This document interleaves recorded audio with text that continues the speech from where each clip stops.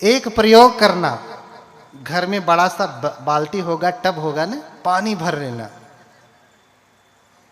जाके उसमें मुंडी डुबो देना, और तब डुबोना जब तक ये न लगे कि मैं मर जाऊं, और लगे कि हाँ पीड़ा नहीं हो रही है, मर सकती हूं तो मर ही लेना, आग लगाने की क्या जरूरत है। हाँ, लेकिन ऐसा हो नहीं पाएगा। जैसे ही 20, 30, 40, 1 मिनट होगा ना, 20, 20, 40 सेकंड के बाद 1 मिनट पूरा होते होते ही प्राण हथेली में आ जाएंगे कि कब सर बाहर निकालूं, कब सर बाहर निकालूं। हाँ, तो फिर कहेंगे अरे आगे लगे मरे में जाते हैं हम तो जी अब। हाँ, तो सारी बुद्धि काम करने लगेगी। इसलिए मरने से पहले ये प्रयोग प्रैक्टिकल कर लेना कि ये काम आसानी से कर पाएंगे कि नहीं। हर काम का एक रिहर्सल होता है ना, जैसे संगीत वाले संगीत बजाने से पहले रिहर्सल करते हैं, तब जाके परफॉर्म करते हैं, तो अच्छा परफॉर्मेंस होता है। अच्छा मरना होगा तो पहले प्रैक्टिकल कर लेना, तो परफॉर्मेंस अच्छा होगा, खुद ही समझ में आ जाएगा कि मर पाएंगे कि नहीं। फिर छटपटाना, मरना भूल जाएंगे आप। हाँ, तो 2 काम हो जाएगा, सद्बुद्धि भी जग जाएगी, बच भी जाएंगे। बोलिए भगवान बुद्ध की। अब बुद्ध को ज्ञान प्राप्त हो गया, बुद्ध विवर्त कपाट के हो गए। बुद्ध कहते किसे हैं? मैंने कहा कि बुद्धति आर्य सच्चानीति बुद्धो। जो आर्य सत्य को जानता है वो बुद्ध है। सिर्फ जानता ही नहीं, बोधेता पजायाति बुद्धो। सिर्फ ज्ञान को जानते ही नहीं, दूसरों को बताते भी हैं। जो स्वयं अनुभव किया वो अनुभव कराते भी हैं। आज हम नहीं करा पा रहे हैं क्योंकि हम बुद्ध नहीं हैं, आप बुद्ध नहीं, हम नहीं बुद्ध हैं, आप भी बुद्ध नहीं। इसलिए आपको वो टेस्ट नहीं मिल पा रहा है जो मिलना चाहिए। इसलिए स्वयं आपको ये तप करना पड़ेगा। तुम्हें ही किचंग आतपंग अखातारो तथागता। ये प्रयास तो आपको स्वयं करना पड़ेगा। प्रयास की शुरुआत कैसे होगी? प्रयास की शुरुआत कैसे होगी? बुद्ध के वचनों को मानेंगे कैसे आप? बुद्ध के वचनों को कैसे मानेंगे? हम कह दिए और आप मान लेंगे? नहीं। जब तक बुद्ध के प्रति श्रद्धा नहीं जगेगी, आप बुद्ध के वचन को मानने वाले नहीं हैं। बहुत सारे वैज्ञानिक बुद्ध को मान रहे हैं लेकिन जानते नहीं। बुद्ध को मान रहे हैं, हाँ बुद्ध हैं कोई, लेकिन बुद्ध ने जो चर्या बताई वो बहुत सारे वैज्ञानिक माने वो वाला नहीं, कौन से वैज्ञानिक को कह रहा हूं आप समझ रहे हैं, लेकिन उनके जीवन में बुद्ध का कोई भी गुण नहीं है। क्यों? क्योंकि बुद्ध के प्रति श्रद्धा है ही नहीं। इसलिए वो बुद्ध के सामने भी आए तो एक बार ऐसे, हाँ क्या प्रणाम करने से क्या होता है? प्रणाम करने से क्या होता है?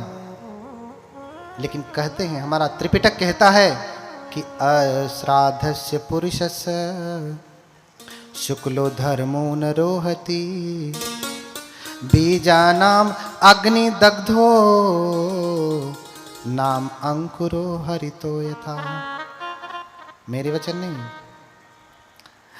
जो व्यक्ति श्रद्धालु नहीं है, जिसमें श्रद्धा नहीं है, उसमें शुक्ल धर्म का सुक्कं धम्मं विपहाय। पाली में शुक्ल को सुख कहते हैं, संस्कृत में शुक्ल कहते हैं। शुक्ल माने अच्छा कर्म। जिसके हृदय में श्रद्धा नहीं है बुद्ध के प्रति, उसके भीतर धर्म का उदय नहीं हो सकता, कभी नहीं हो सकता है।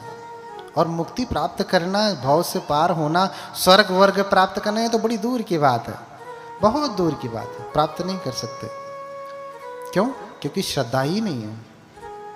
हाँ, बुद्ध से आलवक यक्ष ने प्रश्न किया। आलवक नाम का एक यक्ष हुआ, बड़ा ही सामर्थ्यवान शक्तिशाली। भगवान एक गुफा में ठहरे हुए थे और आलवक आता है। वो गुफा आलवक की थी, आड़वी में, यहीं आपको जौनपुर के आगे जो सुल्तानपुर जिला है उसी में पड़ता है। आड़वी, आलवक, आलवक की गुफा। भगवान वहीं जाकर के तप कर रहे हैं, साधना कर रहे थे। उसी समय आलवक यक्ष आया और देखा कि भगवान बैठे हैं। कहता कि निखमतु श्रमण, बोलिए भगवान बुद्ध की। क्या कहता?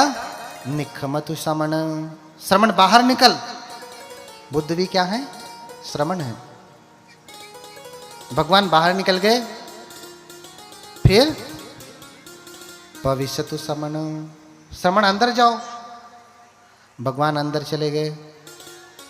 फिर कहता है निखमतु श्रमण, श्रमण बाहर निकलो। भगवान बाहर निकल गए। फिर कहता भीतर जाओ।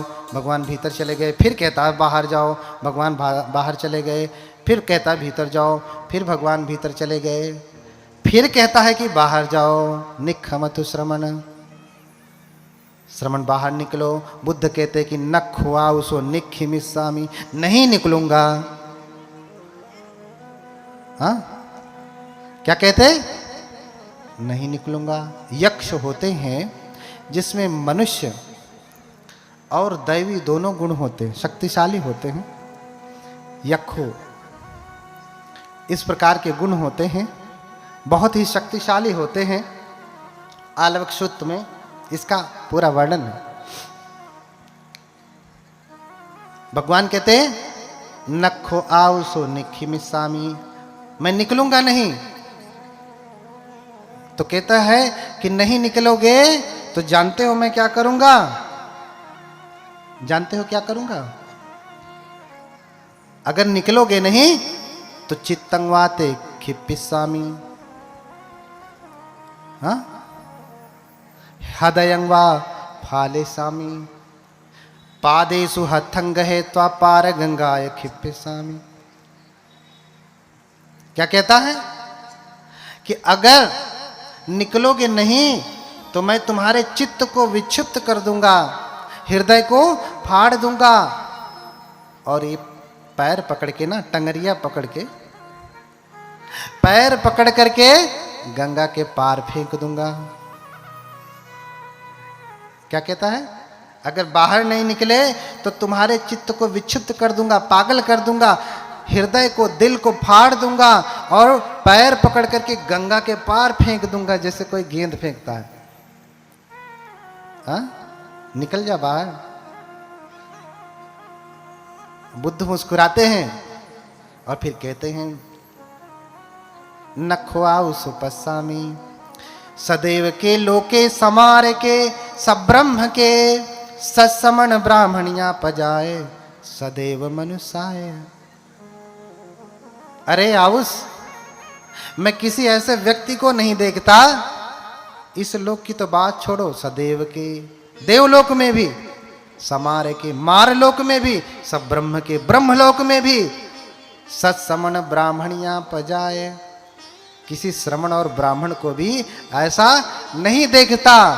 यो मंग चित्तं खिपेय, जो मेरे चित्त को पागल कर दे, हृदयंगवा फाड़ेय, हृदय को फाड़ दे, पादेषु हथंग है त्वा पार गंगाय खिपेय, और पैर को हाथ से पकड़ करके गंगा के पार फेंक दे। मैं किसी ऐसे व्यक्ति को नहीं देखता। तू क्या फेंकेगा? हाँ, तू क्या फेंकेगा? तेरा क्या सामर्थ्य?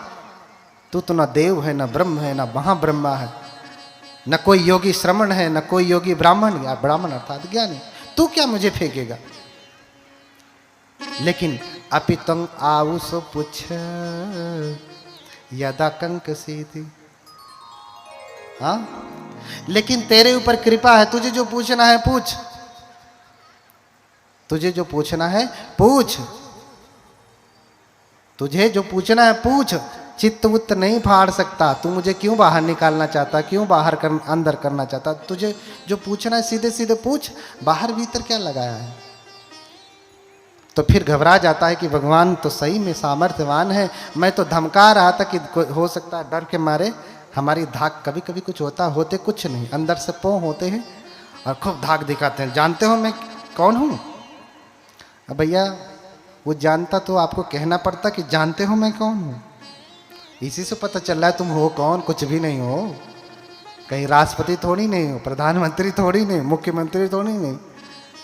हाँ, तो लोग धमकी देते, नहीं जानते तुम मैं कौन हूँ। अरे भैया जानता तो कहता क्यों, बड़ा मूर्ख आदमी है।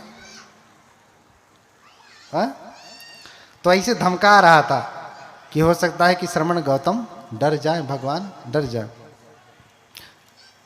लेकिन खुद ही डर जाता है जब डांटते हैं भगवान।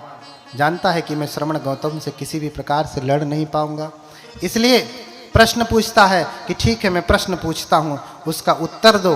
अगर तुम सही में श्रमण हो, भगवान हो, बुद्ध हो, तो मुझे इसका सही उत्तर दो। कई सारे प्रश्न पूछता है, मैं एक प्रश्न के ऊपर चर्चा करूंगा। कहता है प्रश्न पहला, ध्यान से सुनना, बोलिए भगवान बुद्ध की।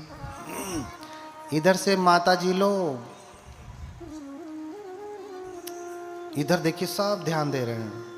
आपकी गोल कमजोर पड़ रही है। हाँ, तब कहेंगे कि पुरुष, स्त्री भी पुरुष के बराबर है, कैसे मान लें? पुरुष तो ध्यान से सुन रहा है। समानता का अधिकार भी चाहिए, काम भी समानता वाला न रहे, है ना। ध्यान दीजिए, थोड़ा बात कम करिए। आज के बाद खूब बात करना है, थोड़ा सा और 1-2 घंटा। हाँ, प्रश्न पूछता है, किंसुध वित्तं पुरिसस्य सेठं। पहला प्रश्न कि बताइए श्रमण, सबसे श्रेष्ठ धन क्या है? सबसे श्रेष्ठ धन क्या है? किंसुध वित्तं पुरिसस्य सेठं। पहला प्रश्न पूछता। प्रश्न बहुत सारे हैं, क्योंकि मुझे श्रद्धा पे चर्चा करनी है कि बुद्ध की बातों को आप क्यों नहीं मानते। तो बुद्ध उत्तर देते हैं कि यक्ष आलवक सद्धीध वित्तं पुरिसस्य सेठं। सद्धा प्लस इध संधि हो गई तो क्या हो गया? सद्धीध। इध माने यहां इस लोक में, सद्धीध वित्तं पुरिसस्य सेठं। इस लोक में सबसे श्रेष्ठ धन क्या है? श्रद्धा। सबसे श्रेष्ठ धन क्या है? श्रद्धा। श्रद्धाय तरति योगं अपमादेन अर्णवं। अगर इस भाव से पार उतरना है ना, अरहत्व तक जाना है, बुद्धत्व तक जाना है, या स्वर्ग नरक भी आपको जाना है, नरक नहीं स्वर्ग जाना है, तो आपके लिए क्या चाहिए? श्रद्धा। बिना उसके नहीं। श्रद्धाय तरति ओघं। श्रद्धा से ही इस दुष्कर ओघ को, बाढ़ को, जो व्यक्ति को डुबा रही है बार बार यहीं में, व्यक्ति उसको पार करता है। इसलिए कहा अश्राद्धस्य पुरुषस्य शुक्लो धर्मो न रोहति बीजानाम अग्निदग्धो नामंकुरो हरितो यथा। बिना श्रद्धा वाला व्यक्ति कभी भी धार्मिक नहीं हो सकता। ज्ञानी हो सकता है, विद्वान हो सकता है, प्रकांड पंडित हो सकता है, लेकिन धार्मिक नहीं हो सकता। बोलिए भगवान बुद्ध की। इसलिए विद्वता के साथ क्या होनी चाहिए? श्रद्धा। और देखना, जिस व्यक्ति में श्रद्धा नहीं है, समर्पण। श्रद्धा किन किन बातों से परिलक्षित होती है? अरे आप अपनी मम्मी पापा को भी ऐसे हाथ जोड़ लेंगे तो भी कोई बात नहीं, मम्मी पापा नाराज थोड़ी ना होंगे। और झुक करके प्रणाम करेंगे तो भी कोई बात नहीं, ऐसे छू लेंगे तो भी कोई बात नहीं, माथा पटक करके 3 बार प्रणाम करेंगे तो भी कोई बात नहीं, प्रणाम नहीं भी करेंगे तो भी कोई बात नहीं। लेकिन सब प्रकार के प्रणामों में अंतर है। प्रणाम नहीं करेंगे तो इसका मतलब ये नहीं कि माता पिता आपको श्राप देंगे, ऐसा होगा नहीं। लेकिन जिस दिन आप माथा पटक करके उनको प्रणाम करेंगे ना, उस दिन आशीर्वाद आपको बहुत अधिक प्राप्त होगा। ये तो माता पिता तक की बात है, बुद्धों की बात तो और भी निराली है। बुद्धों की बात तो और भी निराली है। कोई बहुत बड़ा विद्वान हो लेकिन बुद्ध के पास आता है, बुद्ध के विहार में आता है, कम से कम 3 बार प्रणाम नहीं करता, ये प्राथमिक बात है, तो समझ लेना कि ये सही बुद्धिस्ट नहीं। किसी किसी काल परिस्थिति में कभी कभी ऐसा नहीं हो पाता है, मजबूरी होती है या कुछ और अन्य बहुत सारे कार्य होते हैं, लेकिन हमेशा ऐसा नहीं होता है। ऐसा अपवाद कभी कभी होता है, ऐसा अपवाद कभी कभी होता है। अगर ऐसा व्यक्ति नहीं करता है तो समझ लेना कि वो ठीक से बुद्ध को मानने वाला नहीं है, वो धार्मिक नहीं होगा, विद्वान, बहुत बड़ा स्कॉलर। आजकल बहुत सारे स्कॉलर हैं, रिसर्च स्कॉलर हैं, है ना, बहुत बड़े कॉन्फ्रेंस होते हैं, उसमें जो है कॉन्फ्रेंस में लोग जाते हैं, अपनी विद्वता को प्रदर्शित करते हैं। अभी मैं भी पाकिस्तान में ही कॉन्फ्रेंस करके आया, विद्वानों के बीच में देखा कि कैसा विद्वान होता है, कैसा विद्वान होता है, बिल्कुल मिट्टी के पुतले जैसा, कोई मर्म नहीं, कोई मोह नहीं, कोई ज्ञान नहीं, कोई भाव नहीं, कुछ भी नहीं। ऐसे विद्वान होते आए और कंप्यूटर की तरह से फाइल निकाला, पढ़ दिया, पेपर हो गया, मैंने अपना कह दिया, दूसरा आए बोले। इसको ये व्यक्ति कभी भी भव सागर से पार नहीं उतर सकता, चाहे भले ही त्रिपिटक क्यों न कंठस्थ हो। उसको भव से पार कौन उतरता है? श्रद्धाये तरति ओघम। श्रद्धा से व्यक्ति इस भव सागर से पार उतरता है। अब एक प्रश्न ये भी है, क्या बुद्ध की पूजा की जाती है? क्या बौद्ध धर्म में पूजा का विधान है? देखिए, बहुत गहरा विषय है, इसी को लेकर के बहुत लड़ाई है। इसी की वजह से बहुत सारे लोग आए भी नहीं है कि अरे वो तो वह अंधविश्वास बताते हैं, पूजा पाठ या वाह। ऐसा थोड़ी ना होता है बौद्ध धर्म में। वो कहीं आकाश से कोई बौद्ध धर्म का ग्रंथ पढ़ के आए होंगे। मैं तो यही धरती वाला जो भगवान बुद्ध ने उपदेश दिया वही पढ़ के बताऊंगा आपको, प्रमाणों के साथ, साक्ष्यों के साथ कहूंगा। और आपको भ्रम होगा तो एक एक श्लोक नोट करते जाइए, जाकर के किताब खोल खोल करके देख लीजिएगा कि मैं गलत कह रहा हूं कि सही कह रहा हूं। इतना श्लोक अपने लिए नहीं याद किया हूं, मेरे लिए तो बुद्ध देख लिया, दर्शन हो गया। आपके लिए किया हूं, पढ़ता आपके लिए हूं, मेरे लिए नहीं, क्योंकि मैं तो जान गया बुद्ध ही सर्वज्ञ है, बस इतना पर्याप्त है। लेकिन आपके 75 प्रश्न हैं, उनका उत्तर नहीं मिलेगा तो आप बुद्ध के रास्ते पे आएंगे नहीं। तो कितने लोग हैं जो मानते हैं कि बौद्ध धर्म में पूजा पाठ भी होता है? हाँ, बाकी वैज्ञानिक लोग हैं ना। बोलिए भगवान बुद्ध की, भगवान बुद्ध की। देखिए, बौद्ध धर्म का, त्रिपिटक का बहुत महत्व है, लेकिन उस त्रिपिटक की एक कुंजी है, कुंजी। जैसे आप मैथमेटिक रखते हैं ना, उसकी होती है ना एक कुंजी, कुंजी होती है ना। त्रिपिटक की कुंजी क्या है? जो हाथ नहीं उठाए हैं जरा वो बताएं। इधर विद्वान वर्ग बैठे हैं सोफा पे। त्रिपिटक की कुंजी क्या है? त्रिपिटक की कुंजी है मिलिंद प्रश्न। उसे त्रिपिटक की कुंजी कहा। क्या कहा? त्रिपिटक की कुंजी कहा। अर्थात त्रिपिटक आपने पूरा पढ़ लिया, बिना पढ़े मिलिंद प्रश्न के सारे जो है उदाहरण तक आपको सही से नहीं समझ में आएंगे, लेकिन त्रिपिटक पढ़ा है तब समझ में आएगा कि कुंजी में क्या दिया गया। समझ रहे हैं ना? त्रिपिटक की कुंजी है मिलिंद प्रश्न, उसे पाली में मिलिंद पन्नो कहते हैं। मिलिंद प्रश्न में ऐसे ही राजा मिलिंद बनते नागसेन से प्रश्न करते हैं, किंग प्रश्न करते हैं कि क्या भगवान बुद्ध पूजा स्वीकार करते हैं? पूजा करने के लिए कहते हैं। ध्यान से सुनिएगा, आज तक आप जो जानते रहे होंगे, बहुत क्या जानते रहेंगे मुझे नहीं पता, लेकिन जो अभी सुनेंगे वो बिल्कुल नया होगा आपके लिए। ध्यान से सुनिएगा। क्या बुद्ध पूजा स्वीकार करते हैं? हाँ, किंको भंते नागसेन बुद्धो पूजन साधयति। क्या भंते भगवान पूजा स्वीकार करते हैं? श्लोक लिखते जाओ जिसे भ्रम हो। हाँ, क्या भगवान पूजा स्वीकार करते हैं? नहीं। और अगर स्वीकार करते हैं तो वो निर्वाण को नहीं प्राप्त किए, महापरिनिर्वाण को प्राप्त नहीं किए, क्योंकि जो निर्वाण प्राप्त कर लिया परिनिब्बुत हो, वो तो इस संसार से फिर चला जाता है, उसका वो मुक्त हो जाता है। जैसे दीपक है बुझ गया, वैसे ही व्यक्ति निर्वाण प्राप्त करने के बाद बुझ जाता है, फिर इस लोकांतर में कहीं भी नहीं रहता, मुक्त हो जाता है वो।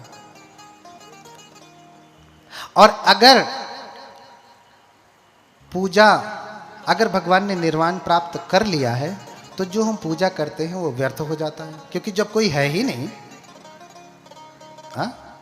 अगर बुद्ध स्वीकार करते हैं तो उन्होंने महापरिनिर्वाण नहीं प्राप्त किया, वो अभी हैं इस लोक में, इसलिए तो स्वीकार कर रहे हैं। कोई होगा तभी तो लेगा ना जो पूजा आप देंगे। और अगर स्वीकार नहीं करते, अगर वो महापरिनिर्वाण प्राप्त कर लिए हैं, तो हम जो पूजा करते हैं वो तो व्यर्थ हो जाता, क्योंकि जब कोई है ही नहीं तो पूजा का कोई लाभ है? प्रश्न समझ में आ रहा है? प्रश्न समझ में आ रहा है? अगर बुद्ध पूजा स्वीकार करते हैं तो उन्होंने महापरिनिर्वाण नहीं प्राप्त किया, इसी लोक में है। और अगर महापरिनिर्वाण प्राप्त कर लिया तो भैया किसे पूजा करें, किसे जो है समर्पित करें? कोई लेने वाला ही नहीं, वो तो व्यर्थ हो जाएगा। ऐसा कठिन प्रश्न पूछा, इसे मेंढक प्रश्न कहा। क्या कहा? क्यों कहा? क्योंकि मेंढक का शरीर बड़ा जटिल होता, मनुष्य के शरीर जैसा। ऐसे ही ये प्रश्न भी क्या है? जटिल है। इसलिए आदमी के ऑपरेशन से पहले पूछिए, डॉक्टर बैठे हैं, किसका ऑपरेशन कराते हैं? मेंढक का। किसका? मेंढक का। तो किंखो भन्ते नागसेन बुद्धो साधयति, यदि खो भन्ते साधयति न परिनिब्बुतो भगवा, यदि परिनिब्बुतो तो कथं पूजा अवंजो होती अफलो। तो भाई क्यों पूजा करें? दोनों प्रकार से भाई पूजा का कोई अर्थ नहीं है। तो भन्ते नागसेन कहते हैं, राजन परिनिब्बुतो खो भगवा न पूजन साधयति। ध्यान से समझना, एक एक शब्द में, वाक्य में बड़ा गहरा दर्शन है। एक भी अक्षर विचलित हुआ तो दूसरा कुछ समझ जाएंगे, नुक्ते के हेर फेर से खुदा जुदा हो जाएगा, है ना? खुदा क्या हो जाएगा? जुदा हो जाएगा। परिनिब्बुतो खो महाराज भगवा न पूजन साधयति। महाराज भगवान तो परिनिर्वाण को प्राप्त कर चुके हैं, वो पूजा स्वीकार नहीं करते, लेकिन फिर भी अगर कोई पूजा करता है तो उसकी पूजा सफल होती है। तो कहते हैं कि फिर महापरिनिर्वाण सूत्र में भगवान ने क्यों कहा अव्यापड्डा तुम्हें आनंद हो तो तथागत शरीर पूजना है। आनंद तुम भिक्षु गण क्या करना? तथागत के शरीर पूजा से दूर रहना। ध्यान से समझना वाक्य और अर्थ। अव्यापड्डा तुम्हें आनंद होत तथागत शरीर पूजना है। आनंद तुम तथागत के शरीर की पूजा से दूर रहना, बेपरवाह रहना। ये जो उपासक वर्ग हैं ये लोग आएंगे, पूजा करेंगे और पुण्य प्राप्त करेंगे। बुद्ध पूजा भिक्षुओं के लिए नहीं, बुद्ध पूजा भिक्षुओं के लिए नहीं। तो भगवान ने ऐसा क्यों कहा कि पूजा नहीं करना? तो भंते समझाते हैं, राजन समझिए, हम महामंगल सूत्र पढ़ते हैं ना, उसमें पहला ही श्लोक क्या है? असेवना च बालानंग पंडितानंग च सेवना। अच्छा, पंडित शब्द को लेकर के बड़ा उटपटांग लोग कर रहे हैं, शब्द भी समझ लीजिए आगे, है ना? पंडित है ना, मैंने नहीं कहा लिखने के लिए, मैंने बहुत मना किया है इस बात को लिखने के लिए। हमारे कार्मिक बनते हैं, लिखवाते हैं, हमारे छोटे बनते ज़बरदस्ती करके मोहर लगाते हैं, कहते हैं आपसे क्या लेने देना। आपको तो लोग गाली भी देते हैं तो आप उनको कुछ नहीं कहते, तो महापंडित कहने पे आप क्यों गुस्सा हो रहे हैं? हमें तो लोग गाली भी देते हैं तो हम क्या उनसे कहने जाते हैं तुमने मुझे गाली क्यों दिया? जब गाली देने पे मैं प्रश्न करने नहीं जाता हूँ तो कुछ प्रशंसा के शब्द लिख रहे हैं तो मैं क्यों कहने जाऊँ कि तुम ऐसा क्यों लिख रहे हो? मुझे जब गाली देते हैं तो कभी किसी ने कहा कि भंते को गाली क्यों दिया, भंते की निंदा क्यों किया? नहीं कहा। लेकिन भंते को प्रशंसा के मैंने कहा तुम लिख देते महामूर्ख भंते प्रियदर्शी, तो लोगों को अच्छा लगता। तो सम्मानपूर्वक शब्द क्यों लिख दिए? अर्थ से समझिए, महामंगल सूत्र है, हर बार पूजा में पढ़े जाते हैं। भगवान बुद्ध के सबसे प्रमाणिक सूत्रों में से एक सूत्र है। बुद्ध कह रहे हैं कि असेवना च बालानंग पंडितानं च सेवना। तो एक में खंडन है, दूसरे में मंडन है। एक में क्या नहीं करना है, दूसरे में क्या करना है, ऐसा है ये सूत्र। और ये कैसे समझ पाएंगे? जब आप इसकी अट्ठकथा पढ़ेंगे तब समझ में आएगा। अट्ठकथा सौभाग्य से कहें या दुर्भाग्य से कहें अभी तक अनुवादित ही नहीं, इसलिए पाली पढ़ो आप। मैं पाली पढ़ करके आपको हिंदी में बता रहा हूँ। जितना बहुत कुछ बता रहा हूँ पाली में है, हिंदी में नहीं है बहुत कुछ। तो असेवना च बालानाम, इसमें खंडन कर रहे हैं कि क्या नहीं करना है। बालानाम माने मूर्खों के, बाल अर्थात बालक होता है, यानी बाल बुद्धि मूर्ख। बाल का अर्थ होता है मूर्ख। मूर्खों की संगति नहीं करना है ना। जिसके पास बालक बुद्धि है उसकी संगति मत करना, मूर्ख की संगति मत करना। तो क्या करना? पंडितानं च सेवना। अच्छा, मूर्ख का विलोम क्या होगा? क्या होगा? क्या होगा? ज्ञानी ना। तो कह रहे हैं भगवान, अगर ठीक से समझेंगे, कॉमन सेंस भी लगाएंगे, तो डिक्शनरी तक भी जाने की जरूरत नहीं है आपको, उसकी अट्ठकथा टीका पढ़ने की भी जरूरत नहीं। कह रहे हैं कि मूर्खों की संगति न करना, तो किसकी संगति करना? ज्ञानियों की संगति करना। पंडित माने ज्ञानी होता, महाज्ञानी कह दिया, इन्होंने महापंडित लिख दिया। महामूर्ख लिखना चाहिए था, हमने नहीं लिखवाया है, इसलिए इन लोगों को कहिए जो कहना हो। महापंडित क्यों लिखते हैं? कुछ और लिख दें। हाँ, महापंडित का अर्थ हो, जो पंडित का अर्थ होता है ज्ञानी। ठीक है। असेवना च, अब अपनी मूल बात पे आते हैं। ये शब्द की व्याख्या बीच में पड़ गई तो कर दिया। असेवना च बालानं पंडितानं च सेवना। और फिर तीसरे में क्या कहा? पूजा च पूजनीयानम। क्या कहा? पूजा च पूजनीयानम एतम मंगलमुत्तमम। क्या कहा? जो पूजने योग्य, पूजा च पूजनीयानम, पूजा और पूजा च पूजनीयानम का अर्थ हुआ जो पूजने योग्य हैं उनकी पूजा करना। पूजनीयों की पूजा शब्द से अर्थ होगा पूजनीयों की पूजा। पूजनीयानम जेनेटिव प्लूरल केस में है, छठवीं बहुवचन में है। पूजनीयानम, पूजस्स पूजनीयानम। क्या करना? जो पूजने योग्य है उसकी पूजा करना। अब बताइए, इस धरती पे आप बहुत सारे भगवान जानते हैं, जो कुछ भी जानते हैं, बुद्ध जानते हैं, भीम जानते हैं, और भी अन्य अन्य भगवान जानते हैं। मैं नाम किसी का नहीं लूंगा। आप अपने हृदय से वैज्ञानिक वर्ग बताएं कि सबसे अधिक पूजनीय कौन है, बुद्ध हैं कि कोई और है? हाँ, कौन है? बताइए कौन है? बुद्ध ही है ना। पूजा च पूजनीयानम एतम मंगलमुत्तमम। जो पूजने योग्य है उसकी पूजा करना, ये उत्तम मंगल है, कहा भगवान ने।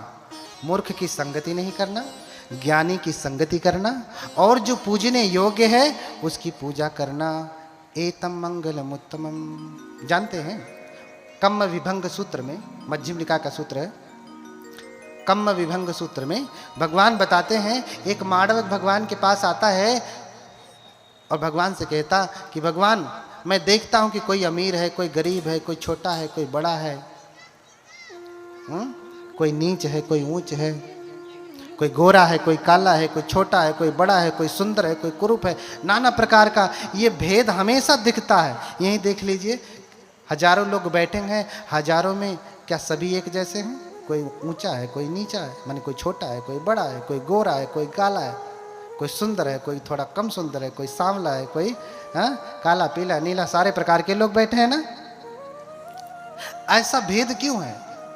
तो बुद्ध ने कहा कि कम्मस्य का मानवा कम्मस का मानवा सत्ता कम में सत्य विभजती यदि दंहीन पणितया। मानव कर्म से ही सब कुछ होता है, इसलिए कर्म का पूरा सूत्र है सभ्य सत्ता कम्मस का कम्म दायादा कम्म योनि कम्म बंधु कम्म पटिशरणो यं कम्मं करिष्यामि तत्सदा यादो भविष्यामि इति सिक्खा करणीय। हाँ, और फिर कहा तत्सदा यादो भविष्यामि इति पब्बजितेन अभिन्नं पंचवे कितव्यम, ऐसा कहा।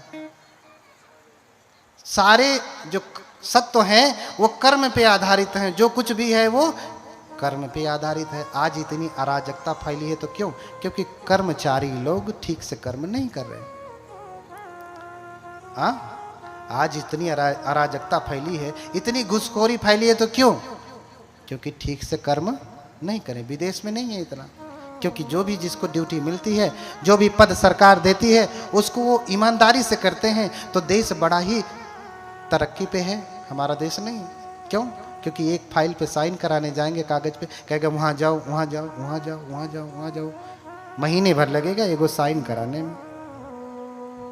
थोड़ा सा वजन रख दीजिए तो फिर तुरंत साइन हो जाएगा। हाँ, थोड़ा सा वजन रख दिया रंगीन कागज का तो तुरंत अच्छा अल्लाह ये लाई। हाँ, हेलमेट नहीं लगाया है तो तुरंत पकड़ लेगा, रोक रोक रोक रोक, हेलमेट नहीं लगाया है, तू तो बड़ा दुष्ट है, तूने नियम का बड़ा उल्लंघन किया है, तू तो बड़ा पापी है, चल तुझे फाइन लगेगा।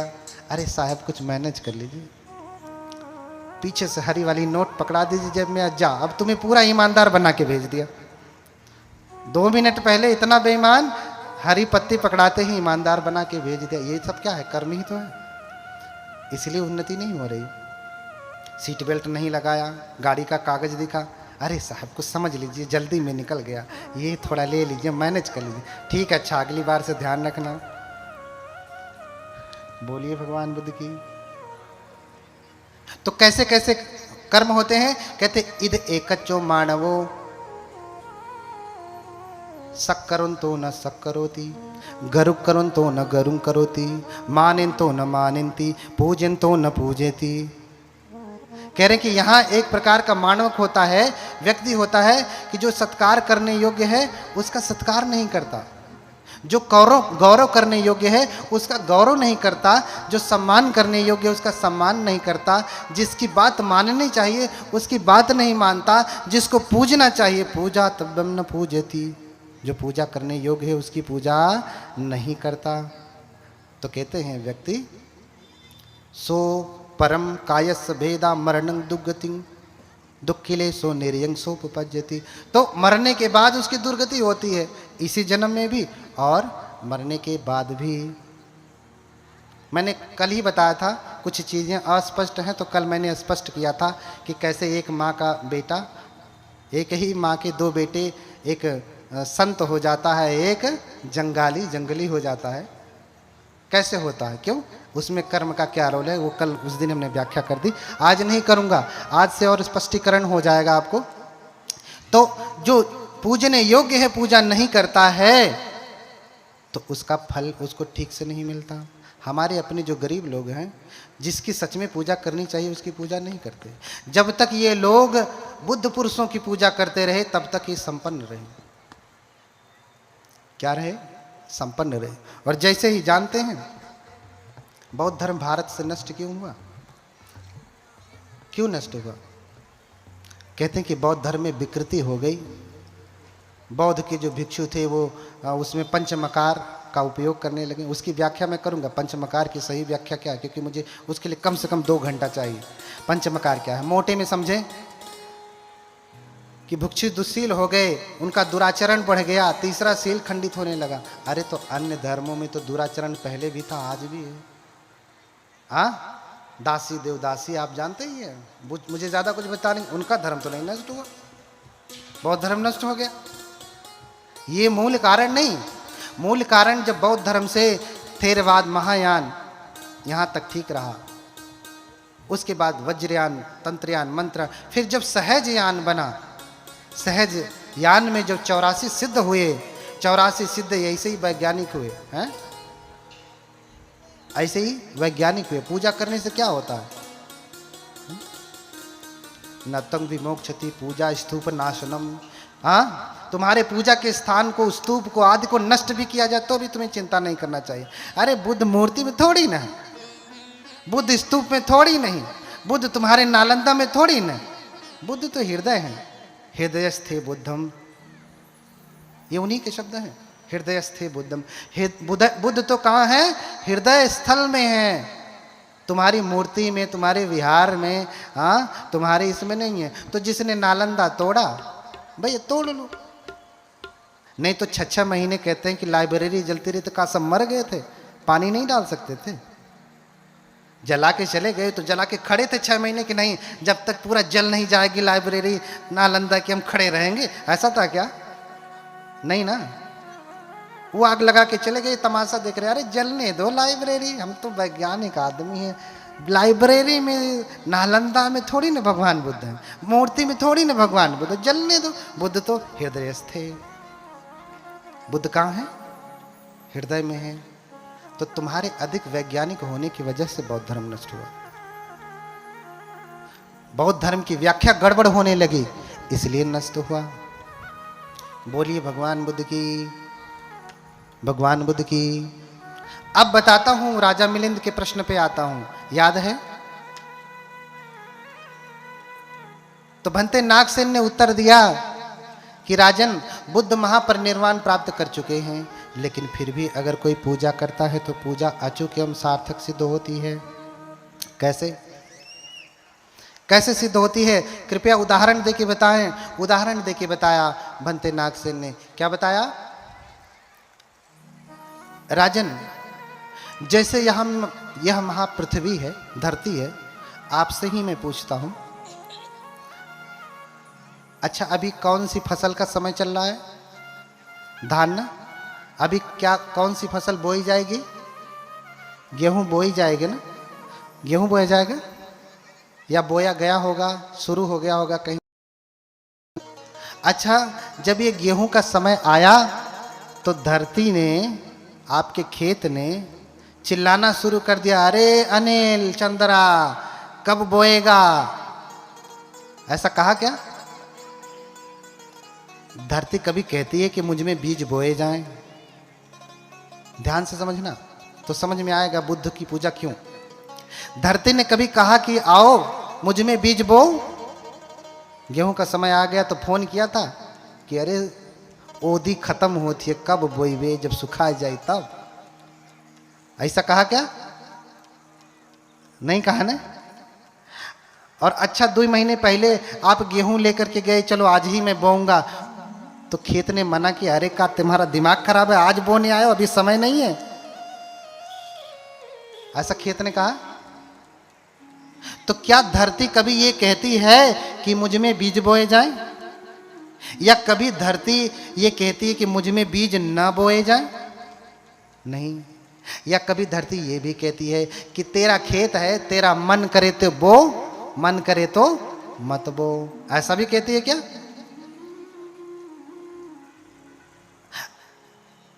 तो राजन, धरती चाहे कहे या ना कहे, जब आपको फसल चाहिए तो आप क्या करते हैं?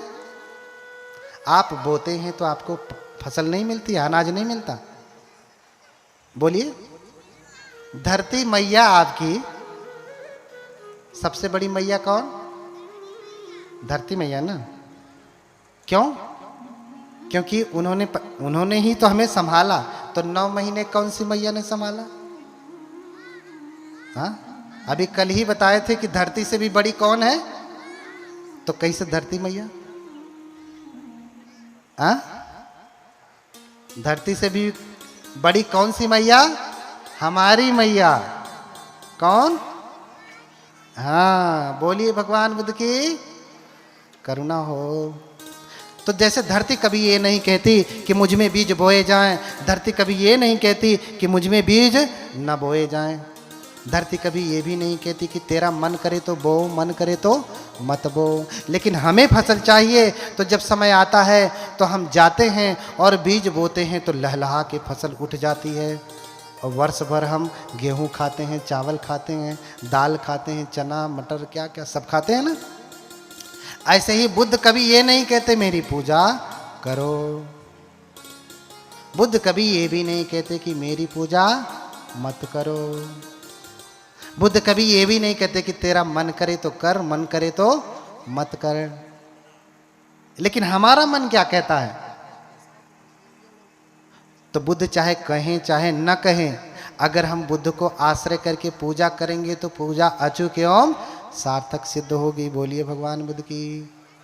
समझ में आया? बुद्ध कहें या न कहें, हम जब पूजा करेंगे तो हमें फसल मिलेगी, पूजा का फल मिलेगा। ये देखिए ऑर्गेनो बजा रहे हैं ना, थोड़ा सा तेज आवाज में। ऑर्गेनो बजा रहे हैं ना। जब ये दोपहर को 11 बजे आ गए थे तो इनका ऑर्गेनो इनको चिल्ला चिल्ला के कह रहा था, अरे चल बजा रे, कथा का समय निकला जा रहा है। कहा क्या? हाँ? या जब ही बजाने लगे, मैं तो आया नहीं तो उससे पहले ही बजा रहे थे, तो बजाते समय इसने कहा कि अरे अभी क्या तू पगलाया हुआ, अभी तो भंते आए ही नहीं, तू क्या बजा रहा है अभी? ऐसा कहा क्या? ढोलक भी देख लीजिए, ढोलक कभी कहती है कि मैं बजूं? नहीं। ढोलक कभी ये कहती है कि मैं न बजूं? नहीं। ढोलक कभी ये भी कहती है कि तेरा मन तू खरीद के लाया है, मन करे तो बजा, मन करे तो मत बजा। ऐसा कभी कहती है ढोलक? नहीं। लेकिन जब हमें चाहिए होता है संगीत, जब हम गाते हैं, हमें उसकी नाद चाहिए होती है तो हम बजाते हैं। हमें नाद नहीं मिलता, आवाज नहीं मिलती, मिलती है ना। ऐसे ही बुद्ध कभी नहीं कहते कि मेरी पूजा करो या मत करो, मन करे तो करो, मन करे तो मत करो। लेकिन जब हमें पुण्य फल चाहिए तो हम उनको आश्रय करके पूजा करते हैं, तो पूजा अचूक एवं सार्थक सिद्ध होती है। बोलिए भगवान बुद्ध की। बोलिए भगवान की। प्यास लग गई? बोलत हई हम प्यास लगत ही तोहरे। हाँ, बोलिए भगवान बुद्ध की। हाँ, तो इस प्रकार से 7, 8, 10 उदाहरण देकर के भंते नागसेन ने समझाया कि कैसे बुद्ध की पूजा अचूक एवं सार्थक सिद्ध होती है। धम्मपद की ही गाता है, पूजा रहे पूजयते। ध्यान से समझिए। लोग कहते हैं कि हमारे बौद्ध धर्म में तो पूजा शब्द ही नहीं। कितनी बार पूजा शब्द का मैंने उपयोग किया पाली में, लिख लीजिए, ढूंढ लीजिएगा। सूत्र भी बता दे रहा हूं कि इस सूत्र में है। बुद्ध कहते हैं पूजा रहे पूजयते बुद्धे यदि वसावके पपंच समति कंते तीर्ण शोक परिदवे ते तादि से पूजय तो निबुतो अकुतो भये न सक्का पुण्यं संखा तुम इमेतामिति केनचि। बोलिए भगवान बुद्ध की। कह रहे हैं कि पूजा रहे पूजे तो, अगर कोई पूजा की कामना से पूजा करना चाहे, अरहत की करे, श्रावक संघ की करे, बुद्ध की करे, है ना। पपंच समति कंते तीर्ण शोक परिदवे। क्यों पूजा करे? क्योंकि भगवान का जो श्रावक है, भगवान के जो श्रावक संघ हैं, वो तीनों शोकों को नष्ट करने में लगे हुए हैं। राग द्वेष मोह रूपी शोक जो है, जो आर्य की भांति तीर्णंग शोकानंग, जो 3 शोक हैं वो आर्य की तरह से चुभते रहते हैं, उनको नष्ट करने में लगे हुए हैं। पपंच समति कंते तीर्ण शोक परिदवे। इन 3 शोकों का जो प्रपंच चल रहा है हमेशा, कभी राग जगता है, कभी द्वेष जगता है, कभी मोह जगता है। ये प्रपंच चलता रहता है, चलता रहता है, चलता रहता है। हाँ? तो कह रहे हैं कि अगर कोई बुद्ध की पूजा करे, बुद्ध के श्रावक की पूजा करे, अरहतों की पूजा करे, क्यों करे? क्योंकि वो तीनों शोकों को नष्ट करने वाले प्रपंच में, 3 शोकों को नष्ट करने वाले प्रपंच को ध्यान में रखते हुए लगे हुए हैं। तो फिर कह रहे हैं क्या होता है फिर ऐसा करने से? ते तादि से पूजे तो निबुतो वकुतो भय। कह रहे हैं कि उस पूजा के परिणाम से ते तादि से पूजे तो,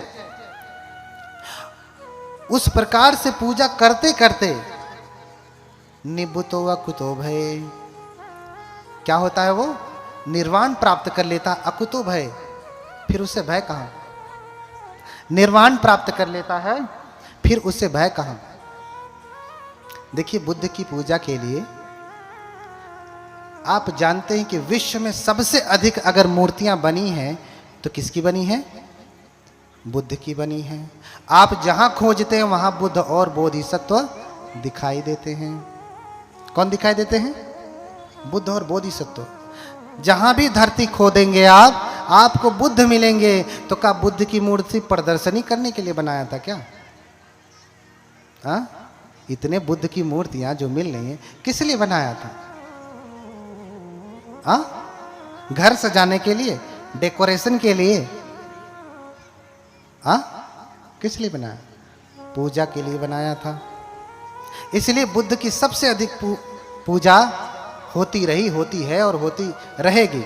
जापान में चले जाएं, चीन में चले जाएं, तिब्बत में चले जाएं, जितने भी महायान के देश में चले जाएं, थेरवाद में भी, महायान में तो विशेष रूप से बुद्धों की पूजा होती है। जापान में चले जाइए आप, नम्हे रंगे क्यों, नम्हे रंगे क्यों, नम्हे रंगे क्यों करते रहते हैं। नमः सद्धर्म पुंडरीकाय। नम्हे रंगे क्यों का अर्थ होता है नमः सद्धर्म पुंडरीकाय। हाँ, उनका एक महत्वपूर्ण ग्रंथ है जिसका नाम है सद्धर्म पुंडरीक। बौद्ध धर्म का एक महत्वपूर्ण ग्रंथ है। वो बार बार वही जपते हैं और बुद्ध की पूजा करते रहते हैं। नमो अमिताभ बुद्धसो, ये दूसरा मंत्र जाप करते हैं। अमिताभ बुद्ध का जाप करते हैं। क्यों? और देखिए ना, छोटा सा देश है जापान, उसके जैसा कोई देश है विश्व में कोई? कहते हैं कि जापान की टेक्नोलॉजी सबसे अच्छी होती है। उनसे बड़ा वैज्ञानिक हो जाएंगे आप। सठिया गए हैं वो लोग। हाँ, उनसे बड़े वैज्ञानिक हो जाएंगे आप कि है? नहीं है ना। उनका जब संविधान बना ना, तो उस संविधान में ही लिखा गया बुद्धं शरणं गच्छामि। क्या लिखा गया? बोलिए आप लोग। बुद्धं शरणं गच्छामि। क्या? बुद्धं शरणं गच्छामि। उनके संविधान में लिखा गया, उनके प्रियम्बल में ही लिखा गया है कि हम सभी जापान के लोग किसकी शरण जाते हैं? बुद्ध की शरण जाते हैं। इसलिए जापान में जाएंगे आप तो बहुत उपदेश नहीं चलता। स्वयं बाबा साहब कहते हैं, स्वयं डॉक्टर बाबा साहब कहते हैं, भगवान बुद्ध और उनके धर्म का भविष्य। कौन सी किताब में?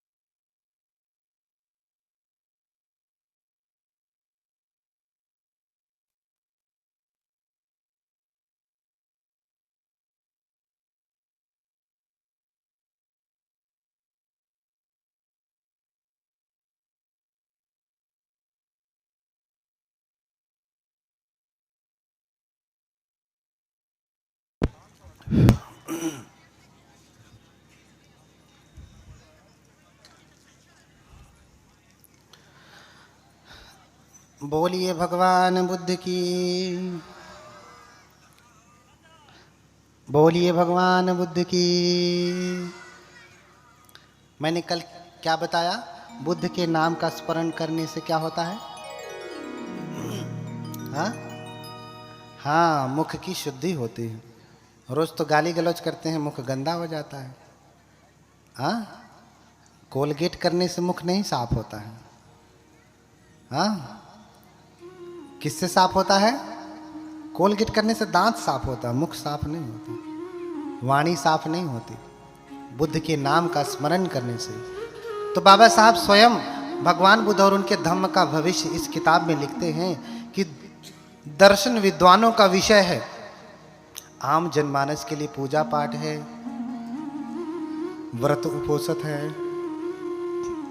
कौन लिखते हैं? डॉक्टर बाबा साहब अम्बेडकर, जिनकी तस्वीर आपने यहाँ पे लगाया है। वो कहते हैं कि दर्शन विद्वानों का विषय है, और विद्वान व्यक्ति दर्शन समझ करके क्या करता है? टेढ़ा मेढ़ा करने लगता है। गांव में जाएगा, गांव के लोगों को बताएगा, देखो ये 4 आर्य सत्य है, ये प्रतीति समुत्पाद है, ये अष्टांगिक मार्ग है। उन्हीं विद्वानों से अगर मैं पूछूं कि तुम त्रिपिटक सम्यक जरा प्रतीति समुत्पाद की व्याख्या करो, तो नहीं कर पाएंगे। उनसे पूछ ही लो कि बताओ प्रतीति समुत्पाद की व्याख्या विस्तृत रूप से कौन से सूत्र में की गई है, तो ये भी नहीं बता पाएंगे। और वो प्रतीति समुत्पाद की व्याख्या करते हैं कौन? जिनको ये पता ही नहीं कि प्रतीति समुत्पाद की विस्तृत व्याख्या कहाँ की गई है, वो प्रतीति समुत्पाद की व्याख्या करते हैं। और यही लोग गुरु बने बैठे हैं। कबीरदास कहते हैं कि जाका गुरु अंधला, तो फिर चेला का क्या होगा? चेला खड़ा निरंध, अंधो अंध ठेलिए, दोनों कूप पड़ंत। इसलिए जब तक गुरु मिले नहीं साचा, तब तक करहूं 105। आपका कोई ऐसे वैसे राह चलते कोई गुरु नहीं होना चाहिए। कौन गुरु होना चाहिए? जो धम्मन्यु, अथन्यु, कालन्यु, परिसन्यु, संगाम जिनो, ये क्राइटेरिया है आपके गुरु होने की। धर्मज्ञ हो, धर्मज्ञ हो, धर्म को ठीक से जानता हो, पूरे त्रिपिटक का उसको अभ्यास है, गाथाओं सहित सूत गेय वेदल्य वैयाकरण गाथा उदान इत उत्तक अद्भुत भरम, जहाँ तक ये नवंग सत्व शासन उसको कंठस्थ है, वो आपका धर्मज्ञ गुरु है। अथन्यु सिर्फ पढ़ाई नहीं है, उसके अर्थ की टीका अट्ठ कथा सहित व्याख्या करने में भी सामर्थ्य है उसका। तब वो क्या है? आपके गुरु के योग्य है। कालन्यु, काल को भी समझता है। किसी के यहां मरण पड़ा, लोग शोक मना रहे हैं, और पहुंच जाएंगे माइक लगा के, अरे हमारे संविधान में ऐसा हो रहा है, मिलावट हो रही है, ये हो रहा है, सब कुछ हो रहा है, मैं समझ रहा हूं, लेकिन ये तुम्हारा समय नहीं है कि तुम संविधान की चर्चा करो, उसके घर पे आए हो। पहले उसे सांत्वना दो। ये कौन सा व्यक्ति है? परिसंयु, उसे पता होना चाहिए कि तुम्हारी परिषद में कौन कौन से लोग बैठे हैं। इस परिषद में हिंदू भी, मुस्लिम भी, जैन भी, ईसाई भी, पारसी भी, हाँ, बौद्ध भी, सारे लोग बैठे हैं। और वो खड़ा होकर के कहने लगे उनके भगवान ऐसे, उनके भगवान। अब भैया तुम किसी के भगवान शरणंगतम, हाँ, कितना श्लोक सुनाऊं आपको? तो भगवान की पूजा के बारे में बता रहा था कि ऐसी पूजा करते करते ते दाद से पूजे तो निभुत हुआ कुतो भय, ऐसी पूजा करते करते आपको आपकी सुगति होती है, आप निर्वाण प्राप्त करते हैं। ऐसा क्यों कहा कि पूजा करने से सुगति होती है? आप तो कहेंगे ध्यान करने से सुगति होती है ना, हाँ, आप कहेंगे ध्यान से सुगति होती है। तो इसीलिए मैं कहता हूं भैया समझिए। आप जानते हैं कि भगवान ने सबसे पहला ध्यान का कर्म स्थान क्या बताया है? क्या है? कोई वैज्ञानिक बता दे। हाँ, ध्यान का सबसे पहला कर्म स्थान क्या बताया? ऑब्जेक्ट ऑफ मेडिटेशन क्या बताया? हाँ, गुरु मंत्र क्या बताया? गुरु मंत्र। आप समझ में आया? ध्यान का पहला गुरु मंत्र क्या है? अगर आप ध्यान की, अच्छा ध्यान की कुंजी, अभी हमने पूछा कि त्रिपिटक की कुंजी क्या है। अब मैं पूछता हूं कि उस ग्रंथ का नाम बताइए बौद्ध धर्म में जो ध्यान की कुंजी है। बताओ, बताइए। ये कथा लग रही तो बहुत सारे लोग उनका बड़ा विरोध, ये ऐसे वो वैसे। जो विरोध कर रहे थे वो नहीं आए, जो सहयोग कर रहे थे वो आए। तो उनके लिए भी सुना रहा हूँ, आप भी सुन करके थोड़ा मोड़ा भ्रम हो तो टूट जाए। जिनका भ्रम रहा हो वो सुन रहा हो, नहीं सुन रहा हो तो जैसा है अपना वो वैसा रहे। ध्यान की कुंजी क्या है? विशुद्धि मग्ग है, विशुद्धि मग्ग। ग्रंथ का नाम क्या है? पाली में विशुद्धि मग्गो। ध्यान की कुंजी है, ध्यान के ग्रंथों की कुंजी है। अगर आपको ठीक से ध्यान पढ़ना है तो त्रिपिटक, अट्ठकथा, टीका, अनुटीका, भाष्य सहित जो कुंजी के रूप में प्रस्तुत है हमारा वो ग्रंथ है मिलित जो है विशुद्धि मग्गो। उससे पहले रचना की गई थी एक किताब जो आचार्य उपतिष्ठ की है। बुद्धघोष से पहले रचना उसकी हुई है। उसका नाम भी शायद आपने नहीं सुना होगा। उसका नाम क्या है? विमुक्ति मग्गो। कभी सुना था? उसका नाम है विमुक्ति मग्गो। विमुक्ति मग्गो। उसके बाद विशुद्धि मग्गो हुआ। विमुक्ति मग्गो में थोड़ा सिस्टमेटिक नहीं लिखा गया है, हाँ, चैप्टर इधर उधर हैं। लेकिन विशुद्धि मग्ग जो है उसका चैप्टराइजेशन, उसकी अध्याय सूची बहुत ही सारणीबद्ध है, कैटेगराइज्ड है। इसलिए उस विशुद्धि मग्ग में आप पढ़िए, इधर उधर भटकेंगे तो बहुत बड़ी बात हो जाएगी।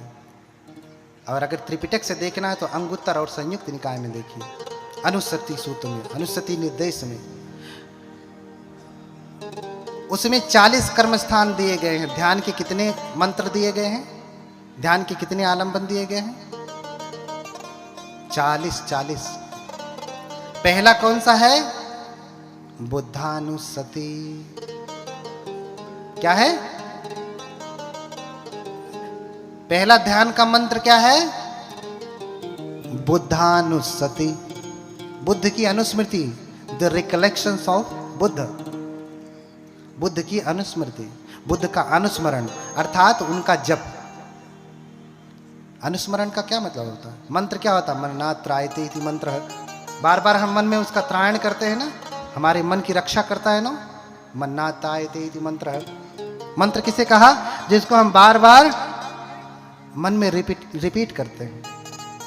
जैसे हम साधना भी करते हैं विपश्यना में, तो वो भी तो हम रिपीट ही करते हैं। नीचे से ऊपर जाते हैं, ऊपर से नीचे आते हैं, नीचे से ऊपर, ऊपर से नीचे।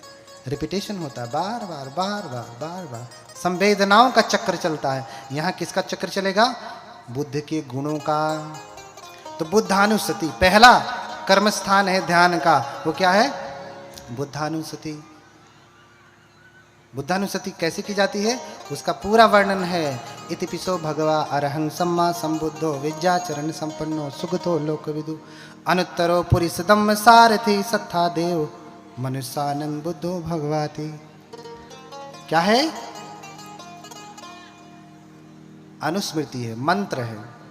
लेकिन बाद में आचार्यों ने, चूंकि पूजा पाठ थेरवाद ने ज्यादा महत्व नहीं दिया, उसको समझ में नहीं आया, ऐसे समझिए, महत्व नहीं दिया, इस प्रकार से महायान ने दिया। तो देख करके फिर थेरवाद ने भी पूजा पाठ के लिए बुद्ध की इस अनुस्मृति को बुद्ध वंदना कर दिया, धम्म की अनुस्मृति को धम्म वंदना कर दिया, साक्षात भगवता, और संघ की अनुस्मृति को क्या कर दिया? संघ वंदना, संघानुस्सति। तो पहला कर्म स्थान है बुद्धानुस्सति, धम्मानुस्सति, संघानुस्सति, शीलानुस्सति, चागानुस्सति, देवतानुस्सति, मरणानुस्सति, आहारे पटिकुल संज्ञा, अशुभ भावना, आनापानुस्सति। कितने हो गए? 10। उसके बाद 30 कर्म स्थान है, पृथ्वी कसिन, आपो कसिन, तेजो कसिन, वायु कसिन, नील पीत ओदात, ऐसे करके पूरा कितने कर्म स्थान है? 40। जब हम विपश्यना में जाते हैं ना तो याचना करते हैं, हाँ, ओकासहम भन्ते विपस्सना कम्मठानं देहि। कर्मस्थान को हम अगर हिंदी में कहें, आज की भाषा में कहें, तो विपश्यना गुरु मंत्र को दीजिए। समझ रहे ना? समय समय के अनुसार एक भाषा निर्धारित होती है ना, एक सिस्टमेटिक भाषा बनती है, शब्द दिए जाते हैं, है ना? तो तेतादि से पूजे तो निबुतो अकुतो भय। मैंने पूजा के लिए क्यों कहा? क्योंकि ये पूजा जो है वो साधना ही है। ये पूजा क्या है? साधना ही है। जो पूजा में नहीं निपुण हो पाया वो साधना में भी निपुण होने वाला नहीं है। इसलिए आचार्य गोयनका सब कुछ कहते रहे, कहते कहते कहते अंततः वो भगवान की मूर्ति स्थापित करके ही गए साधना केंद्र में, सबसे बड़े पगोड़े में। क्योंकि जानते हैं बिना बुद्ध के कुछ नहीं, बिना बुद्ध के कुछ नहीं, बिना बुद्धानुस्सति के कुछ भी नहीं। बुद्धानुस्सति वो कराते ही हैं। 20 दिन 30 दिन के शिविरों में आप जाएंगे तो पहले बुद्धानुस्सति ही कराएंगे, धम्मानुस्सति, संघानुस्सति, शीलानुस्सति, त्यागानुस्सति। 10 दिन का शिविर एक डेमो है, एक डेमो कि आप देखो कि सच में इससे लाभ मिलता है कि नहीं, अच्छा लगता है कि नहीं। अच्छा लगे तो फिर 20 दिन में जाओ, 30 दिन में, 40 दिन, 50 दिन, 60 दिन, हाँ महीने, 2-2, 3-3 महीने के शिविर में जाओ, फिर आपको इसकी व्याख्या मिलेगी। इसलिए पूजा का बहुत बड़ा महत्व है, पूजा का बहुत बड़ा महत्व है। और एक बात और समझे हम, बौद्ध धर्म में व्यक्ति की पूजा नहीं होती, व्यक्ति की पूजा नहीं होती। किसकी पूजा होती है? गुणों की। किसकी पूजा? गुणों की पूजा होती है, गुणों की। गुणाम पूजा गुणिहु नाच लिंग नाचा वय। आयु से, लिंग से किसी की पूजा नहीं होती। लिंग यानी स्त्री लिंग, पुलिंग। ये पुरुष है तो इसकी पूजा करूंगा, स्त्री है तो पूजा नहीं करूंगा, ऐसा नहीं। अगर गुण है तो वो पूजनीय हो जाएगा। गुणों से पूजा होती, गुणों से। इसलिए आपने कभी देखा होगा, एक उदाहरण से समझाता हूं। क्या अन्य भगवानों को आप देखिए, उनके छोटे से भगवान की भी पूजा होती है और बड़े से भगवान की भी पूजा होती है ना, होती है कि नहीं? लेकिन ऐसा क्यों होता है? क्योंकि वहां गुणों की पूजा नहीं, व्यक्ति की पूजा है। ये उनका अपना विधान है, इसकी कोई निंदा नहीं कर रहा हूं, ये उनके धर्म का पैटर्न है। ठीक है, आपको समझने के लिए, आज तक आप समझ उन्हीं से समझते हैं, इसलिए समझने के लिए कह रहा हूं। सबके धर्म का अपना नियम होता है, उनके धर्म का ये नियम है। अब बौद्ध धर्म का क्या नियम है? बौद्ध धर्म का क्या नियम है? बौद्ध धर्म में व्यक्ति की पूजा नहीं होता। कभी आपने देखा कि कोई सिद्धार्थ की पूजा कर रहा है? कभी देखा आपने? कोई सिद्धार्थ की पूजा करता है? किसकी पूजा करता है? बुद्ध की। बुद्ध क्या सिद्धार्थ से अलग हैं? शरीर तो वही है, लेकिन उसी सिद्धार्थ ने जब गुणों को धारण किया, जब बुद्ध हुए, तब जाकर के उनकी पूजा होनी शुरू हो गई। सिद्धार्थ रहते उनकी पूजा नहीं हुई। कभी आपने कोई ऐसा विहार मंदिर देखा है जो सिद्धार्थ मंदिर है, जिसमें सिद्धार्थ की मूर्ति लगी हो?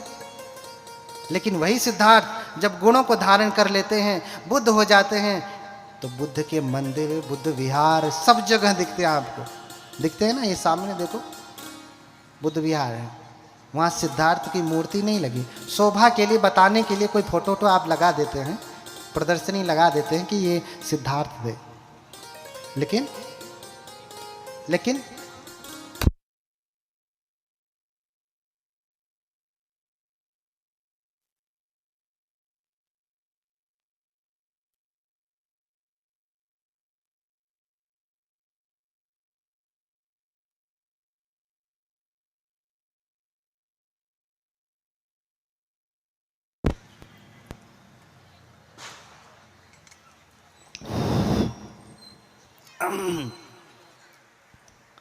बोलिए भगवान बुद्ध की। आ पिराए लगने गोड़ देखा, दुश्मन कष्ट देवे लगल ने, पड़ोसिया देता हो कि यही दे रहा है ना। जो आपका दुश्मन है, देखिए कष्ट देने लगा। अभी सबसे बड़ा दुश्मन कष्ट दे रहा है। तो तेतादि से पूजे तो निबुतो अकुतो भय। हाँ, मैं बता रहा था कि जापान में ज्यादा धर्म देशना वेशना नहीं होती, सिर्फ पूजा ही होती है। बड़े बड़े घंटे लगे हैं, लोग बस जाप करते रहते, नम में रहेंगे क्यों, नम में रहेंगे क्यों, नम में रहेंगे को। नहीं तो अमिताभ बुद्ध का जाप करेंगे, नमो अमिताभ बुद्धो, नमो अमिताभ बुद्धो। या तो फिर चाइनीज लोग अपनी भाषा में नमो अमिताभ क्या कहते हैं, नमः अमिताभाय कहते हैं संस्कृत में कहा जाए तो, यानी अमिताभ बुद्ध को नमस्कार है, उसको जाप करते हैं, उसको क्या करते हैं, जाप करते हैं। इसी जप को लेकर के बहुतों ने अपने अपने भगवानों का जप बना लिया।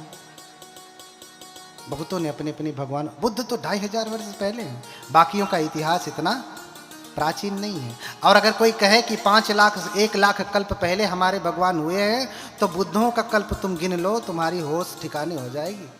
ये तो 28वें बुद्ध हैं, 27वें बुद्धों का तुम पता नहीं कर सकते पहले बुद्ध कब जन्म लिए, कितने करोड़ कितने अरब खरब कल्प पहले, 1000 साल पहले, वर्ष पहले नहीं कह रहा हूँ, कल्प। कल्प मैंने बताया कितना लंबा, कल्पों पहले जन्म लिए हैं पहले बुद्ध।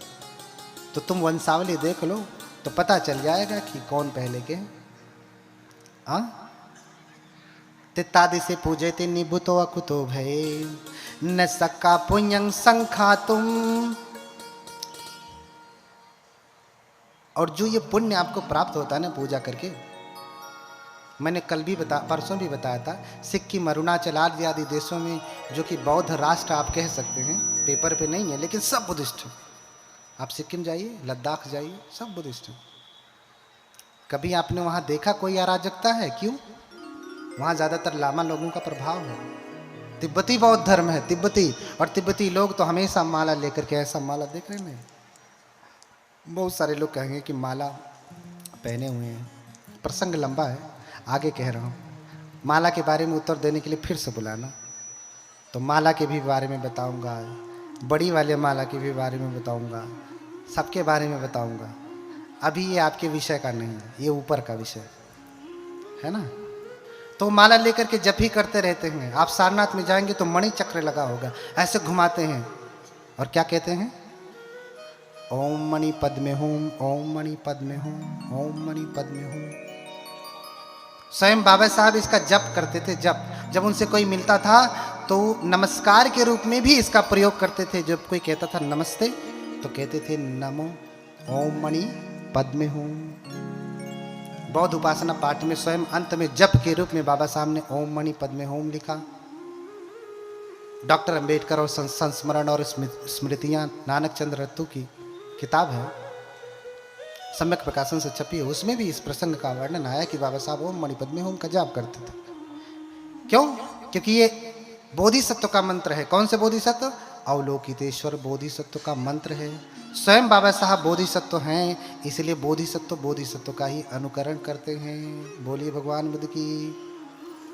इसलिए बोधिसत्व का मंत्र जाप किया, उसके कारण और भी हैं। क्यों मैं ऐसा कह रहा हूं? क्योंकि जब उनसे पूछा गया कि आप ऐसा क्यों कहते हैं, कहते हैं कि नमस्ते में अगर देखा जाए तो नमस्ते का संधि विच्छेद करेंगे तो क्या होगा?